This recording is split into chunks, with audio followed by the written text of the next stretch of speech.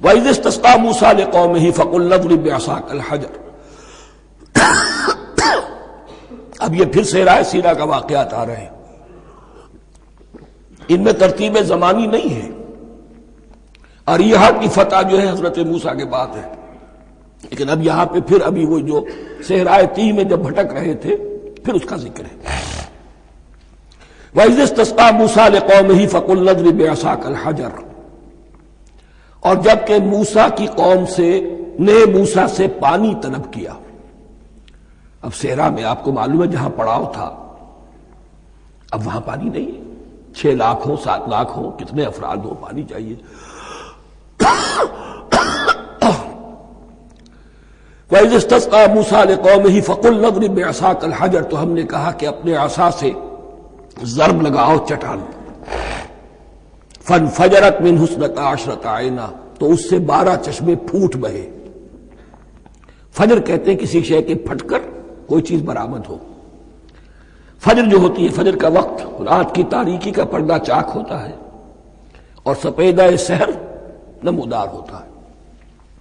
فَانْفَجَرَتْ مِنْهُ اثْنَتَا عَشْرَةَ عَيْنًا، تو 12 چشمے پھوٹ بہے۔ قَدْ عَلِمَ كُلُّ أُنَاسٍ مَشْرَبَهُمْ، یہاں اناس سے کیا مراد ہے؟ ہر قبیلہ، ہر قبیلے نے اپنا گھاٹ معین کر لیا۔ 12 قبیلے تھے، اگر علیحدہ علیحدہ نہ ہوتا معاملہ، 12 چشمے اسی لیے دیے گئے کہ لڑے نہ جھگڑے نہ۔ پانی تو بہت بڑی چیز ہے، کہیں پانی پینے پلانے پہ جھگڑا اور کہیں گھوڑا آگے بڑھانے پہ جھگڑا، یہ تو قبائلی زندگی کے اندر ہوتی ہی چیزیں۔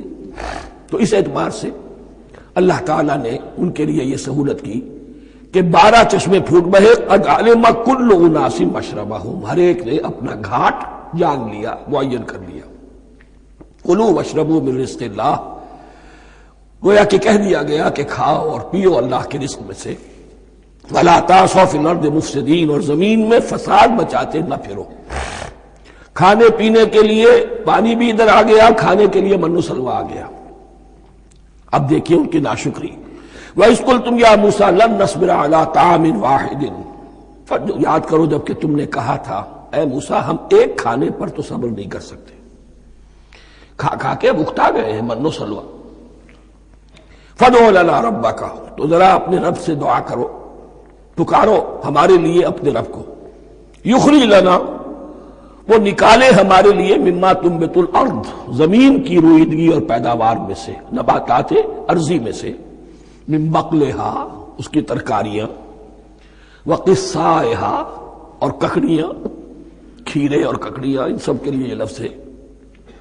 وفومہا، ایک ترجمہ گیہوں کیا گیا ہے لیکن میرے نزدیک زیادہ صحیح ترجمہ ہے لہسن، اور سرائے کی زبان میں بھی اور ممکن ہے کہ سندھی میں بھی ہو تھوم، تھوم کہتے ہیں لہسن کو، یہ فوم کی بدلی ہوئی شکل ہے، اس لیے کہ یہی علاقہ ہے جس میں عرب آئے تھے، تو عربوں کی زبان کے بہت سے الفاظ جو ہیں اس سرائے کی زبان میں خاص طور پر وہ بہت زیادہ، تو تھوڑی سی شکل بدل کر وہ کافی تعداد میں موجود ہے۔ وعدسہا، اور دال خاص طور پر مسور کی، وبصلہا، اور پیاز۔ اب جو چٹخارے جس سے بنتے ہیں سالن کے، ان کی زبانیں وہ چٹخارے مانگ رہی۔ ظاہر بات ہے کہ اگر وہ سلوا بھی تھا، بٹیرا ہے، اسے آگ کے اوپر ذرا سا تپایا اور کھایا، وہ ایک ہی خاص قسم کی غذا ہے جو چل رہی ہے۔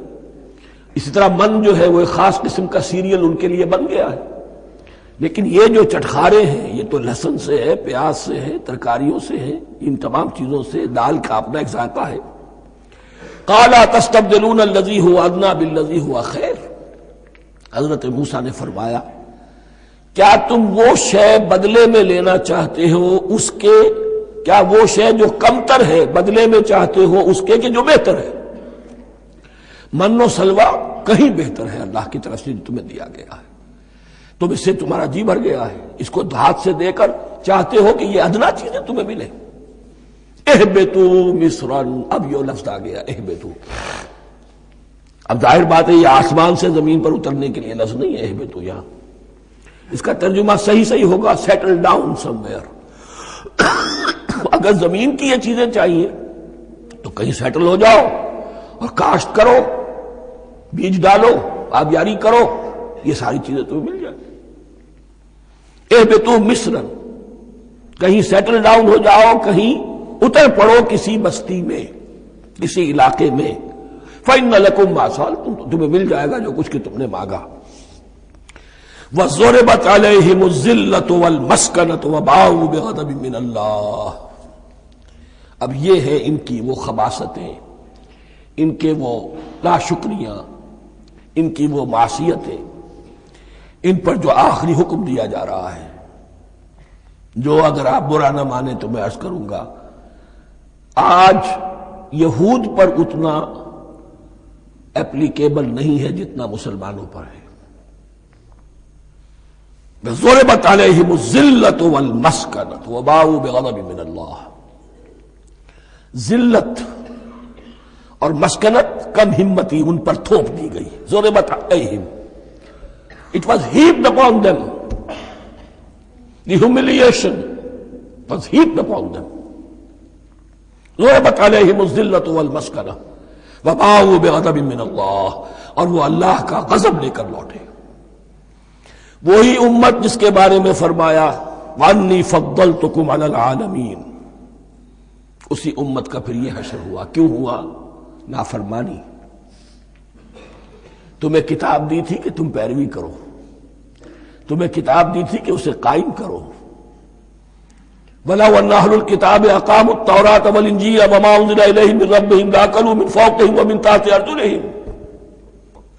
اگر یہ تورات اور انجیل کو قائم کرتے، نافذ کرتے، تو نعمتیں زمین بھی اگلتی، ان کے قدموں کے نیچے سے نعمتیں جو ہیں وہ پھوٹتی، اور ان کے سروں کے اوپر سے بھی بارش ہوتی نعمتوں کی۔ لیکن اگر تم نے اس کو چھوڑ کر اپنی خواہشات، اپنے نظریات، اپنے خیالات، اپنا تمرد، اپنی سرکشی، اپنی حاکمیت، اپنی مصلحتیں، اپنی عقل، اس کو بالا تر کیا، تو پھر جو قوم اللہ کے قانون کی، اللہ کی ہدایت کی، اللہ کی کتاب کی امین ہوتی ہے دنیا میں، وہ اللہ کی ریپرزنٹیٹو ہوتی ہے، نمائندہ ہوتی ہے۔ اگر وہ اپنے عمل سے مس ریپرزینٹ کرے اللہ کو، تو وہ کافروں سے بڑھ کر مغضوب اور کافروں سے بڑھ کر مبغوض ہو جاتی ہے۔ مغضوب بھی، مبغوض بھی۔ اس لیے کافروں کو تو دین پہنچانا تمہارے ذمہ تھا، تم نے دین ان کو کیا پہنچانا تھا، تم تو خود دین سے منحرف ہو گئے۔ آج اس جگہ پر امت مسلمہ کھڑی ہے کہ 1.25 بلین یا 1.5 بلین، 125 کروڑ عزت نام کی شے نہیں ہے، کہ عزت نام تھا جس کا گئی تیمور کے گھر سے، سارے معاملات دنیا کے G7 G15 کے ہاتھ میں ہے، سیکیورٹی کونسل اس کے پرماننٹ ممبر کا ویٹو ہے، اور نہ سیکیورٹی کونسل میں اور نہ کہیں کسی G7 میں، نہ G9 میں، نہ G15 میں کوئی مسلمان ملک نہیں۔ کس نمی پرست کی بھیا کیستی، ہماری اپنی پالیسیز کہیں اور طے ہوتی ہیں، ہمارے اپنے بجٹ کہیں اور بنتے ہیں، ہماری صلح اور جنگ کسی اور کے اشارے سے ہوتی ہے۔ ریموٹ کنٹرول، یہ ذلت اور مسکنت۔ ہم کہتے ہیں ہماری شہرگ ہے کشمیر، اور جنگ کرنے کو تیار نہیں ہے۔ یہ خوف نہیں تو کیا ہے؟ یہ مسکنت نہیں تو کیا ہے؟ اگر اللہ پر یقین ہو اور اپنے حق پر یقین ہو، تو اگر شہرگ دوسرے کے قبضے میں ہے تو ہمت کرو، یا تخت یا تختہ، لیکن نہیں۔ آپ کے ریڈیو پر، ٹیلی ویژن پر خبریں آتی رہیں کہ اتنے مسلمانوں کے ساتھ یہ کر دیا، اتنی مسلمان عورتوں کی بے حرمتی کر دی، لیکن یہاں ہم بیٹھے ہوئے اپنے اپنے دھندوں میں، اپنے اپنے کاروبار میں، اپنی اپنی ملازمتوں میں، اپنے اپنے کیریئرز میں، دنیا میں کیا کچھ ہو رہا ہے۔ بہرحال اس وقت یہ جو ہے، میں نے جیسا کہ عرض کیا تھا کہ یہ ہے تاریخ بنی اسرائیل کی، لیکن خوشترا باشد کے سر دل براں، گفت آیت در حدیث دیگراں، یہ ہمارا نقشہ ہے آج اس آیت میں۔ ضربت علیہم الذلۃ والمسکنۃ وباؤوا بغضب من اللہ۔ اور یہ کیوں؟ ذالک بانہم کانوا یکفرون بآیات اللہ، یہ اس لیے کہ وہ اللہ کی آیات کا انکار کرتے رہے۔ وَيَقْتُلُونَ النَّبِيِّينَ بِغَيْرِ الْحَقِّ، اللہ کے نبیوں کو ناحق قتل کرتے رہے۔ ہمارے ہاں بھی مجددین امت میں سے کتنے ہیں جو جیلوں میں ڈالے گئے، جن کو ایسی ایسی مار پڑی ہے کہ کہا جاتا ہے کہ ہاتھی کو بھی وہ مار پڑتی تو برداشت نہ کرتا۔ احمد ابن حنبل کے ساتھ کیا ہوا؟ ابو حنیفہ جیل میں انتقال کیا، امام مالک کے کندھے کھینچ دیے گئے، اتار دیے گئے، منہ کالا کر کے اور اونٹ پر بٹھا کر پھرایا گیا۔ امام دار الہجرہ شیخ احمد سرہندی جیل میں رہے، سید احمد بریلوی اور ان کے ساتھیوں کو خود مسلمانوں نے تہہ تیغ کیا ہے۔ بہرحال یہ داستانیں ہیں، اب نبی تو کوئی نہیں آئے گا، ان کے ہاں نبی تھے، ہمارے ہاں مجددین ہیں، علماء حق ہیں، جیسے کہ حدیث بھی ہے علماء امتی کا انبیاء بنی اسرائیل، تو جو انہوں نے انبیاء کے ساتھ کیا ہم نے مجددین اور علماء کے ساتھ کیا۔